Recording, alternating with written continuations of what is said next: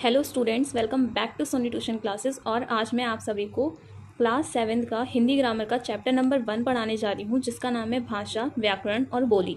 तो सबसे पहले हम ये समझते हैं कि भाषा हम किसे कहते हैं। अपने भावों व विचारों को व्यक्त करने के लिए हम बहुत से तरीक़ों का प्रयोग करते हैं। देखो, भाषा का मतलब क्या होता है कि जब हमें कोई चीज़ बोलनी है, हमें कोई चीज़ किसी को बतानी है, तो हम बहुत सारे तरीक़ों का प्रयोग करते हैं।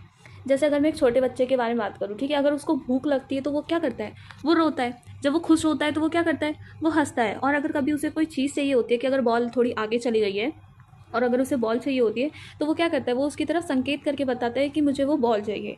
तो अगर हम अपने भावों और विचारों को क्या करते हैं, व्यक्त करते हैं बहुत सारे तरीक़ों से।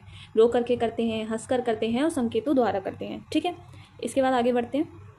इसके बाद है, देखो, जैसे इसमें लिखा हुआ है, पहले चित्र में एक छोटा बच्चा रो रहा है, दूसरे चित्र में एक छोटी लड़की हंस रही है और तीसरे चित्र में चौराहे पर ट्रैफिक पुलिस का सिपाही हाथ के संकेतों से वाहनों को रुकने और चलने का संकेत कर रहा है। लेकिन इसे हम भाषा नहीं कह सकते। लिखकर, पढ़कर या बोलकर अपने भाव व विचारों का आदान प्रदान को ही भाषा कहा जाता है। देखो, सबसे पहली बात तो भाषा का मतलब क्या होता है। जैसे कि अगर पहले ये जो है, पहली वाली पिक्चर, इसमें बच्चा क्या कर रहा है, रो रहा है। दूसरी वाली पिक्चर है, उसमें लड़की क्या कर रही है, हंस रही है। और तीसरी वाली पिक्चर में ये जो पुलिसमैन है या फिर ये जो भी है ट्रैफिक वाला, ये क्या कर रहा है, ये संकेत कर रहा है कि तुम लोग इस साइड जाओ। तो देखो, ये सारी चीज़ें भाषा नहीं होती। हम इन सारी चीज़ों को भाषा नहीं कह सकते। भाषा वो चीज़ होती है जब हम लिख करके, पढ़कर या बोल कर अपने भावों को, मतलब अपनी बातों का आदान प्रदान करते हैं, मतलब अपनी बात दूसरों तक पहुंचाते हैं और दूसरे की बात हम सुनते हैं, तो उसे हम क्या कहते हैं, उसे हम भाषा कहते हैं। अब देखो आगे, जैसे कुछ उदाहरण दिए, जैसे आज तान्या ने आधुनिक फैशन पर अपने विचार व्यक्त किए। बाल सभा के मंच पर मयंक ने कविता पढ़कर सुनाई। मैंने पर्यावरण पर एक निबंध लिखा। तो देखो, पहले वाले में क्या है, उसने फैशन पर अपने विचार व्यक्त करी, मतलब उसने वो चीज़, सारी चीज़ें क्या है, बोल करके बताई। दूसरी चीज़ में क्या है, उसने कविता पढ़ करके सुनाई सबको।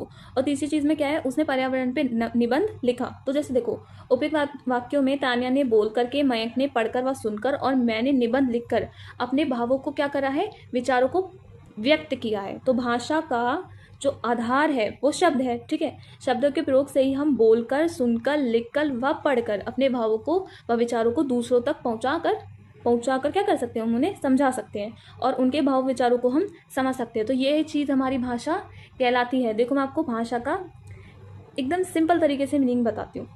जब हम कभी भी बोलते हैं, ठीक है, हम कभी भी क्या करते हैं, बोलते हैं। जैसे मैं आपको बोल करके ये वाला जो चैप्टर है वो क्या कर रही हूँ, समझा रही हूँ।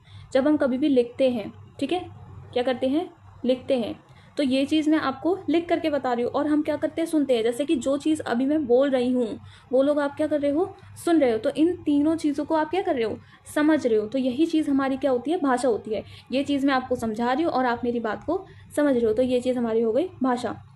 अब देखो, भाषा की एक बात ऐसा समर्थन साधन है जिसके माध्यम से मनुष्य अपने भाव व विचारों का आदान प्रदान कर सकता है। भाषा एक साधन है जिसकी वजह से हम एक दूसरे से बात कर सकते हैं। मैं आपसे बात कर रही हूँ, आप मेरे से बात कर रहे हैं, तो हम अपने भाव और विचारों का क्या कर रहे हैं, आदान प्रदान कर रहे हैं। अब देखो, कोई इंसान है, वो बहुत ज़्यादा दुखी है, तो वो क्या करेगा, वो बोल करके अपनी बातों को समझाएगा ना कि मेरे साथ ऐसा हो गया, मेरे साथ ऐसा हो गया। फिर अगर कोई इंसान बहुत ज़्यादा खुश है तो भी तो वो बोल करके ही बताएगा ना कि आज मेरे साथ ऐसा हुआ, आज मेरे साथ ऐसा हुआ। तो हम क्या कर रहे हैं, भाषा का क्या कर रहे हैं, आदान प्रदान कर रहे हैं। भाषा शब्द भाष धातु से बना है, अर्थात वाणी। जो भाषा शब्द है वो किससे, एक उसका मतलब क्या होता है, वाणी। बोलते समय हम अपने मुख से ध्वनि का उच्चारण करते हैं। जब हम बोलते हैं तो हमारे मुंह से क्या हो रहा है, ध्वनि निकल रही है। इन्हीं ध्वनियों से शब्द बनता है। ये जो ध्वनियाँ होती हैं, इनसे क्या बनता है, शब्द बनता है। और ये दो प्रकार के होते हैं। जो भाषा होते हैं वो कितने प्रकार के होते हैं, दो प्रकार के होते हैं। पहला होता है मौखिक और दूसरा होता है लिखित। अब चलिए, अब हम जानते हैं कि मौखिक क्या होता है और लिखित क्या होता है। अब देखो, मैं आपको बताती हूँ कि मौखिक भाषा कौन सी होती है और लिखित भाषा कौन सी होती है।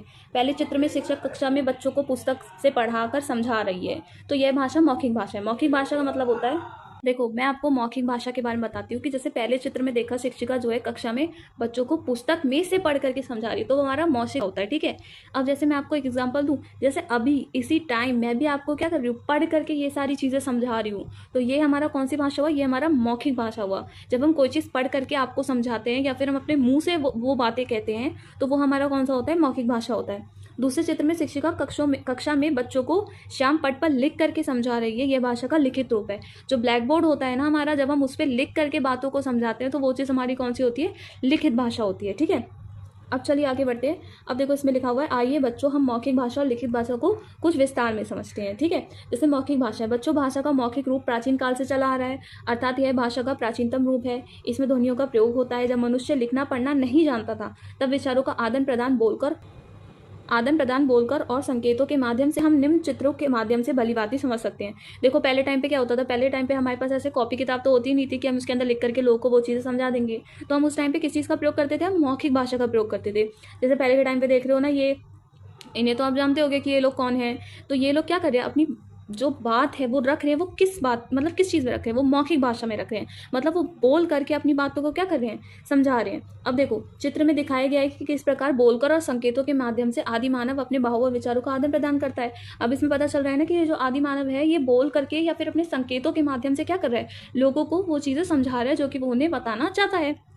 अब देखो लिखित रूप, लिखकर अपने भाव व विचारों को व्यक्त करना भाषा का लिखित रूप कहलाता है। सभ्यता की तरफ बढ़ने मानव को जब भाषा के मौखिक रूप से अपने भाव व विचारों को व्यक्त करना मुश्किल लगने लगा तो उसने अपने भाव विचारों का व्यक्त करने के लिए भाषा के लिखित रूप का आविष्कार किया। जब उसे लगा कि हमें यार बोलने में बहुत ज़्यादा तकलीफ हो रही है, हम इतना नहीं बोल पा रहे हैं, तो अब बताओ इंसान कहाँ तक बोलेगा। अगर मेरे को आपको कोई चीज़ समझानी तो ज़रूरी थोड़ी कि मैं हर टाइम बोलती रहूँगी, ऐसा नहीं होगा ना। कुछ टाइम तो ऐसा आएगा ना जब मेरे को आपको ये चीज़ें लिख करके समझानी पड़ेंगी। जो चीज़ आपको मैं मुंह से बोल रही हूँ वो चीज़ आपको नहीं समझ आ रही है, तो मैं उन चीज़ों को क्या करूँगी, लिख करके समझाऊंगी आपको। इस प्रकार अब वह सुगमता से अपने विचारों को लिखकर व्यक्त करने लगा। आज लिखित भाषा को जो विकसित रूप आपके सामने है वह समय की खोज की सुगत परिणाम है। अब क्या हो रहा है, लिखित भाषा भी क्या होता है, बहुत अच्छी चीज़ है। अब देखो हम तीसरी वाली भाषा देखते हैं, और तीसरी वाली भाषा बहुत अच्छी है। देखो तीसरी भाषा होती है संकेतित भाषा। मनुष्य संकेतों के माध्यम से भी अपने विचारों हाव भाव को प्रकट कर सकता है। अब मान लो कोई इंसान जो है जो बोल नहीं पाता है, ठीक है, तो वो क्या करेगा, वो अपने भाव विचारों को किससे समझाएगा, आपको इशारों से समझाएगा, संकेत से समझाएगा। जैसे कभी कभी कहाँ इन संकेतों का यूज़ होता है मैं आपको बताती हूँ। जैसे गार्ड हरी झंडी दिखाकर गाड़ी को चलने का संकेत करते हैं। अब जैसे आप कभी भी ट्रेन वगैरह में जाते होगे तो आपने देखा होगा कि वहाँ के जो गार्ड होते हैं वो लोग क्या करते हैं, ऐसे हरी झंडी दिखा देते हैं, तो उसका मतलब क्या होता है कि आपको आगे बढ़ना है। अगर लाल झंडी दिखा देंगे तो उसका मतलब क्या होगा, आपको रुक जाना है। तो इन चीज़ों का भी यूज़ होता है। चौराहे पर खड़ा ट्रैफिक का सिपाही हाथ के संकेतों के वाहन को रुकने चलने का संकेत करता है। अब बताओ वो वहाँ पे खड़ा है, उसे वहाँ पे पूरे दिन खड़े रहना है, तो क्या वो हर टाइम चिल्लाते ही रहेगा कि तुम इधर जाओ, तुम उधर जाओ, तुम उधर जाओ, तुम उधर जाओ? नहीं ना, वो चिल्लाएगा नहीं। वो उस टाइम पे संकेत का इशारा करेगा कि आपको इस साइड जाना है या आपको इस साइड जाना है, आप सारे इस साइड जाइए। तो यही सारी चीज़ होती है। परंतु संकेतों द्वारा सभी विचारों को व्यक्त करना संभव नहीं है। अंत इस भाषा को अधिक महत्व नहीं दिया जाता है, यह अपने आप भ्रामक और अपूर्ण भाषा है। देखो अब इस भाषा का भी हम ज़्यादा यूज़ नहीं करते हैं, क्योंकि हम किसी इंसान को कब तक इशारों की भाषा समझाते रहेंगे। अगर मैं आपको ऐसे इशारों की भाषा समझा करके मैं आपको पढ़ाती रहूँगी तो आपको क्या कुछ समझ आएगा, नहीं आएगा। जब तक मैं मौखिक भाषा और लिखित भाषा का यूज़ नहीं करूँगी तब तक आपको कुछ भी समझ नहीं। अब देखो जो हम टॉपिक पढ़ने वाले हैं वो टॉपिक है विभिन्न भाषाएं के बारे में, ठीक है। अब देखो आओ बच्चों, भारत में बोली जाने वाली उन 22 भाषाओं को आपका परिचय करवाएं जिन्हें भारतीय संविधान में मान्यता प्राप्त की गई है। तो हम कितनी भाषाओं के बारे में पढ़ेंगे, 22 भाषाओं के बारे में पढ़ेंगे। पहली होती है हिंदी, फिर होती है कश्मीरी, फिर होती है उर्दू, असमिया, गुजराती, तेलगी, डोगरी, पंजाबी, बंगाली, ओडिया, तमिल, कन्नड़, मलयालम, संस्कृत, सिंधी, कोंकणी, नेपाली, मराठी, मैथिली, मणिपुरी, संथाली। तो ये सारी कितनी भाषाएं होती हैं, टोटल 22 भाषाएं होती हैं, ठीक है। अब इसके बाद हम पढ़ेंगे राष्ट्रभाषा। हिंदी हमारी राष्ट्रभाषा की बात तो सबको ही पता होगी। जो हमारी राष्ट्रभाषा है वो कौन सी है, कौन सी है वो, हिंदी। वो कौन सी भाषा है, हिंदी। तो हिंदी हमारी राष्ट्रभाषा है। यह भारतवर्ष के अधिकांश क्षेत्रों में बोली, समझी, पढ़ी और लिखी जाती है, ठीक है।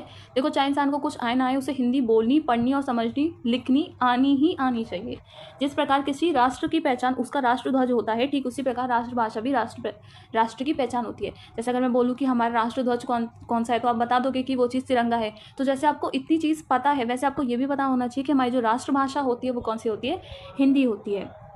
फिर इसके बाद है राष्ट्रकवि मिताली शरण गुप्ता ने अपनी एक कविता में भी कहा है। अब देखते हैं उन्होंने कविता में क्या कहा है। जिसको ना निज भाषा तथा निज देश पर अभिमान है, वह नर नहीं नर पशु निरा और मृतक सम्मान है। इसका मतलब यही होता है कि हमें जो अपनी भाषा की बहुत ही ज़्यादा मान्यता रखनी चाहिए, ठीक है। इसके बाद है संविधान में राष्ट्रभाषा हिंदी और राजभाषा का दर्जा दिया गया था। ये चीज़ आपको याद होनी चाहिए कि कब दिया गया था। तो वो कब दिया था, 14 सितंबर 1949 को हिंदी को राजभाषा के रूप में मान्यता प्रदान की गई थी। तो इस टाइम पे क्या करा था, राजभाषा को क्या करा था, मान्यता दी गई थी। और कब दी गई थी, 14 सितंबर 1949 में हमें क्या दी गई थी, मान्यता दी गई थी, ठीक है। चलिए आगे बढ़ते हैं।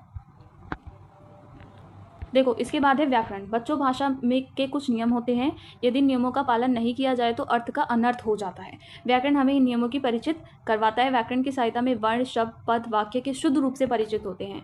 तदुपरांत हम बोलने लिखने में शुद्ध भाषा का प्रयोग करते हैं। आइए चित्र के माध्यम से उदाहरण देखिए। देखो, बिना व्याकरण के हिंदी बेकार है, ये बात याद रखना, क्योंकि हिंदी का अर्थ निकलेगा ही नहीं व्याकरण के बिना। क्योंकि अब देखो हम चित्रों के माध्यम से उदाहरण देखते हैं। जब पार्क में कुछ बच्चे फुटबॉल खेल रहे हैं, एक लड़का मेज पर फल खा रही है। एक लड़का मेज पर फल खा रही है, ये तो गलत लिख दिया है, एक लड़का मेज पर फल खा रहा है। हरे भरे मैदान में एक गाय घास चर रही है। तो पहले चित्र में खेल रहा है, गलत प्रयोग है। सही वाक्य क्या होगा? पार्क में कुछ बच्चे फुटबॉल खेल रहे हैं। ठीक है, इसमें क्या लिखा है? पार्क में कुछ बच्चे फुटबॉल खेल रहा है, तो ये नहीं होगा। इसमें क्या होगा? पार्क में कुछ बच्चे फुटबॉल खेल रहे हैं। अगर व्याकरण का यूज़ ना हो तो पूरा सेंटेंस ही क्या हो जाता है? खराब हो जाता है, बेकार हो जाता है। फिर इसके बाद देखो दूसरे चित्र में खा रही है, गलत प्रयोग है। सही वाक्य होगा एक लड़का मेज पर फल खा रहा है। ठीक है, तो देखो अब लड़का है तो लड़के के साथ क्या लगेगा? खा रहा है। और लड़की के साथ क्या लगता है? खा रही है। तो ये चीज़ क्या है? गलत दी गई है। तो देखो तीसरे चित्र में क्या लिखा हुआ है कि हरे भरे मैदान में एक गाय घास चर रहा है, तो ये तो गलत है। इसमें होगा हरे भरे मैदान में एक गाय घास चर रही है। तो देखो इसमें एक और चीज़ लिखी हुई है कि गाय स्त्रीलिंग है, अंत क्रिया भी क्या होगी? स्त्रीलिंग होगी। तो इन तीनों में आप समझ सकते हैं कि ग्रामर कितनी ज़्यादा इंपॉर्टेंट होती है। अगर हम ग्रामर का सही यूज़ नहीं करेंगे तो हमारा जो सेंटेंस है वो पूरा खराब। देखो इन उदाहरणों के माध्यम से हमने जाना कि वाक्य के शुद्ध रूप का ज्ञान व्याकरण से ही संभव है। अंत ठीक प्रकार से हिंदी भाषा सीखने के लिए व्याकरण का ज्ञान परम आवश्यक है। तो इसमें आपको पता चल गया होगा कि व्याकरण कितनी ज़्यादा इंपॉर्टेंट होती है। तो व्याकरण की ये इसकी डेफिनेशन है। ठीक है, व्याकरण की एकमात्र ऐसा शास्त्र है जिसके माध्यम से हम किसी भी भाषा के शुद्ध रूप व प्रयोग का ज्ञान प्राप्त कर सकते हैं। ठीक है, चलिए अब हम देखते हैं कि व्याकरण के कितने अंग होते हैं। तो व्याकरण के कितने अंग होते हैं? 3। कौन कौन से? पहला होता है वर्ण विचार, फिर होता है शब्द विचार, फिर होता है वाक्य विचार। आओ बच्चों व्याकरण के इन अंगों के बारे में कुछ जानकारी प्राप्त करते हैं। चलिए देखते हैं। तो सबसे पहला हमारा होता है वर्ण विचार। व्याकरण के इस अंग वर्ण अक्षरों के स्वरूप, भेद, उच्चारण आदि पर विचार करते हैं। दूसरा होता है शब्द विचार। व्याकरण के इस अंग में शब्दों के रूप, बनावट, भेद, लिंग व वचन आदि इन सारी चीज़ों पे हम क्या करते हैं? विचार करते हैं। तीसरा होता है वाक्य विचार। व्याकरण के इस अंग में वाक्यों के भेद, उनके संबंध, वाक्य बताने तथा अलग करने के ढंग तथा विराम चिन्हों का विचार करते हैं। तो ये हमारे क्या हो गए? वाक्य विचार। तो व्याकरण के कितने होते हैं टाइप्स? तो 3 होते हैं, वर्ण विचार, शब्द विचार और वाक्य विचार। अब हम नेक्स्ट देखते हैं कि लिपि क्या होती है। ठीक है, तो देखो लिपि, प्रत्येक लिखित भाषा में ध्वनि का कोई ना कोई चिन्ह निश्चित होता है, जिसे वर्ण या अक्षर कहते हैं। इन चिन्ह को के लिखने की विधि को ही क्या कहते हैं? लिपि कहते हैं। अब आप वर्ण और अक्षर जानते हैं क्या होता है? अगर आप वर्ण और अक्षर जानते हो तो मेरे को कमेंट में बताना कि वर्ण और अक्षर कहते किसको है। तो वर्णों या अक्षरों के लिखने की विधि या ढंग को ही हम क्या कहते हैं? लिपि कहते हैं। प्रत्येक भाषा की अपनी लिपि होती है। ठीक है, आइए कुछ भाषाओं की लिपियों के बारे में जानते हैं। जैसे हिंदी की लिपि क्या होती है, तो पता होना चाहिए भाई कि हिंदी की लिपि होती है देवनागरी। संस्कृत भाषा की लिपि होती है देवनागरी। अंग्रेजी भाषा की लिपि होती है रोमन। पंजाबी भाषा की लिपि होती है गुरुमुखी। और उर्दू भाषा की लिपि क्या होती है? फारसी। ठीक है, के बाद जो हम नेक्स्ट पढ़ने जा रहे हैं वो है बोली। भाषा और बोली में क्या अंतर होता है, अब हम ये देखेंगे। बोली देश के किसी क्षेत्र विशेष में बोली जाने वाली मौखिक भाषा है, जो केवल बोलने में ही प्रयोग की जाती है। इसका लिखित रूप नहीं होता, ये बात रखना। बोली वो होती है जो देश में क्षेत्र विशेष में बोली जाने वाली कौन सी मौखिक भाषा होती है, जैसे हम बोलते हैं। और ये इसके अलावा जो क्षेत्र विशेष में बोली जाने वाली भाषा की क्षेत्र रूप को ही हम क्या कहते हैं? बोली कहा जाता है। और वो कौन कौन सी होती है? पंजाबी, राजस्थानी, भोजपुरी, मलयाली, मैथिली, खड़ी बोली आदि। तो ये सारी हमारी कौन सी होती है? बोली होती है। अब हम अभ्यास के क्वेश्चन देखते हैं कौन कौन से होते हैं। तो पहला क्वेश्चन है भाषा किसे कहते हैं? व्याख्या कीजिए। तो मैंने आपको बताया था कि अभी भाषा किसे कहते हैं। ठीक है, भाषा के कितने रूप होते हैं? तो भाषा के 2 रूप होते हैं, लिखित होता है और मौखिक होता है। मौखिक होता है जिसे हम बोलते हैं और लिखित होता है जिसे हम लिखते हैं। भारतीय संविधान में कितनी भाषाओं की मान्यता दी गई है? मैंने आपको बताया था, टोटल कितनी दी गई है? 22। इसके बाद है राष्ट्रभाषा हिंदी को संविधान में राजभाषा का दर्जा कब दिया गया था? मैंने आपको अभी बताया था, देखना ये चीज आपको याद होनी चाहिए कि कब दिया गया था, लिखना है यहाँ पे आप। फिर इसके बाद नेक्स्ट है व्याकरण हमें किससे परिचित करवाता है? मैंने आपको बताया था ना कि व्याकरण कितना ज्यादा इंपॉर्टेंट होता है, तो आपको इसमें ये करना है। व्याकरण के मुख्य रूप में कितने अंग माने जाते हैं? तो कितने माने जाते हैं? 3। कौन कौन से? याद करो। शब्द विचार, याद करो कौन कौन से हैं। इसके अलावा लिपि किसे कहते हैं? व्याख्या कीजिए। मैंने आपको लिपि बताया कि कौन कौन सी होती है। अगर मैं आपसे पूछूं कि हिंदी की लिपि कौन सी होती है तो आप क्या बताओगे? संस्कृत की लिपि कौन सी होती है तो आप क्या बताओगे? इसके अलावा आपके पास फिलअप है, देखते हैं। जैसे हमारी राष्ट्रभाषा हिंदी की लिपि कौन सी होती है? देवनागरी। अंग्रेजी भाषा की रोमन, पंजाबी भाषा की गुरुमुखी और उर्दू भाषा की फारसी। अब देखो इसमें अशुद्ध वाक्य लिखे, इसमें हमें शुद्ध वाक्य करने हैं। जैसे व्याकरण के 4 अंग होते हैं, तो गलत। व्याकरण के 3 अंग होते हैं। शुद्ध भाषा का पूर्ण ज्ञान बोली के बिना असंभव है, गलत बात। शुद्ध भाषा का पूर्ण ज्ञान बोली के बिना क्या है? ये आपको खुद करना है। भाषा के क्षेत्रीय रूप को लिपि कहा जाता है, गलत। मौखिक भाषा में लिपि का प्रयोग होता है, ये आपको खुद से करना है। अब ये वाला क्वेश्चन इंपॉर्टेंट है कि भाषा और बोली में क्या अंतर होता है, ये तो आपको आना ही आना चाहिए। इसके अलावा 11वां क्वेश्चन भी आप खुद से कर लेना। ये वीडियो खत्म होती है, मिलते हैं नेक्स्ट वीडियो में। जब तक चैनल को लाइक करो, शेयर करो और सब्सक्राइब करके ही जाना जब यहाँ तक वीडियो देख ली है तो। ठीक है, बाय।